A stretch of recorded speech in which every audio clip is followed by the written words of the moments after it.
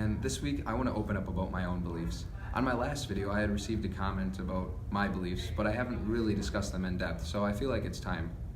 So, as I said in my first video, that I was born and baptized into the Catholic Church, but when I grew up, I didn't practice. My mom and I had jumped around to different churches until I was around 5 or 6 when we found a Christian community church in my area, and we stuck with that church for 4 or 5 years until I was around 8 or 9. But while I was in that church, I will admit that it was blind faith. But then again, I don't really blame myself because I don't see many 8-year-olds that are doing much philosophical thinking. So I did never really have any doubts.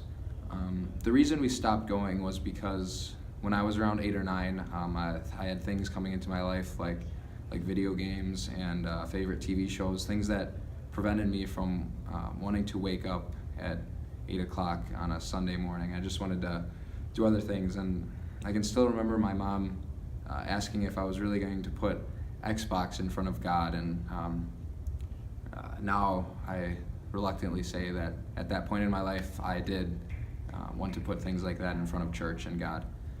So, like I said, around the time that I was 8 or 9, we stopped going, and it just kind of became a second thought to me. Even with losses in my life, and my great-grandmother and my grandfather, I didn't turn to God for comfort. I just had my family there for me. That was all I really needed at the time. But I did feel like I was missing something, but I didn't know what as just a 9-year-old. So it was a second thought for me for a couple of years until maybe my freshman year in high school, when I was dancing as a sport. So I went to Chicago, Illinois for an 11-day dance intensive, and on the last day we had the opportunity to participate in a yoga class.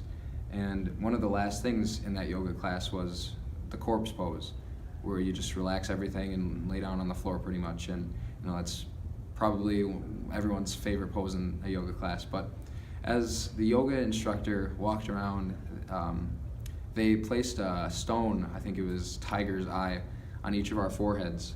And as I was laying there just relaxing, keep in mind that spirituality and God wasn't a top priority for me. Wasn't really one at all. So when it was placed on my forehead, I felt like a rush, and it was something that I never experienced before.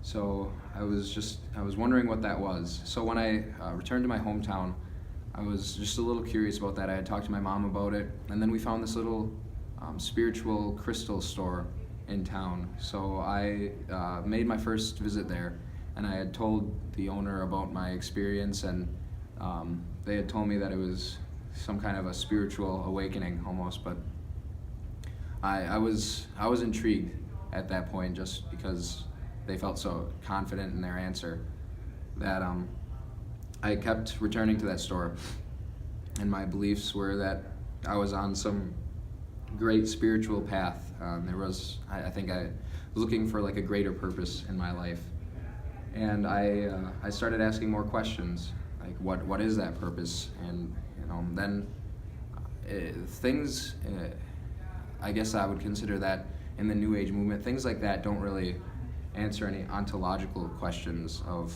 how did I get here and what's a purpose. So when I was in those beliefs, those weren't really, it didn't really have a problem for me to be looking into those. So then I went to my sophomore year, which is when I started to feel that I needed a change in what I was doing with spirituality and schooling. So that's when I had made the switch to my Catholic school that I attended. And there I still believed in things like the New Age movement, and just in my religion classes, learning about Christianity and Catholicism, it didn't really spike my interest right at first. But as time went on, I started to doubt my my current at the time beliefs of spiritual bodies and ascended masters and idols that I had purchased from the crystal store, and it didn't feel as right to me anymore. So I started to doubt those beliefs, and I think that my conversion story would have to be in the first semester of my senior year in a class called Senior Theology, when I was introduced to the Kalam cosmological argument for God's existence, which goes, premise 1, all things that exist have a cause for its coming into being. Premise 2, the universe exists. And premise 3, therefore, the universe has a cause for its coming into being. And now I plan to make a video in the future explaining more in depth of how you can, how that is what we would call God as the cause. But for right now, I'll leave that alone. And it just felt so just compelling to me that I really knew that my belief that one is all and all is one, and that there wasn't a personal God outside of what was in us, that I, like I said, believed at the time, that I really did believe that there was one personal God that had the immense power to be worshipped.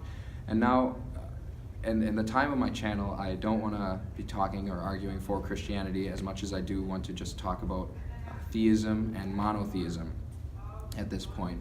So, putting religion and all those aside, I just want to talk about monotheism at this point in time. The Relatable Theist. Until next time.